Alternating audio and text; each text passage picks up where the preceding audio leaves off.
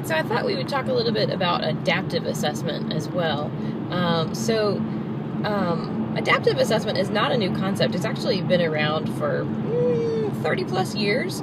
And it was really, it began when item response theory modeling and computer science were finally able to come together to improve educational testing. Well, in all types of testing, but I particularly work in educational testing primarily. But what adaptive testing does, and several tests do this, the GRE, for example, is adaptive, so some people may be familiar with it, but it's a computer-based form of testing where when you sit down to take the assessment, it gives you a question that's pretty middle of the road in terms of difficulty. Now, that's very oversimplifying a complex thing, but it gives you a middle-of-the-road question. If you answer it correctly, it gives you a harder question. If you answer it incorrectly, it gives you an easier question. And so it uses the item's difficulty level to wrap the assessment around the learner.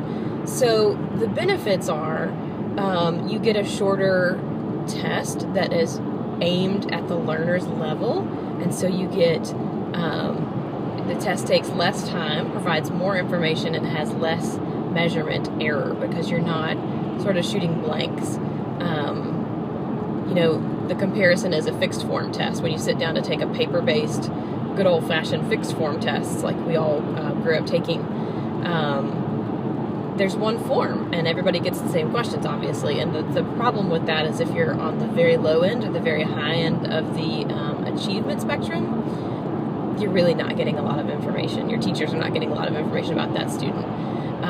So adaptive assessment is really exciting, not so new type of assessment that luckily now that we have these two national assessment consortia, I can say a lot about them, but luckily one of them is choosing to use adaptive assessment, so I think it's going to become much more common going forward. So, and that's my particular area of interest and area of study is adaptive assessment and how we can use it to drive learning and how we can improve adaptive assessment even more than it is, currently functioning.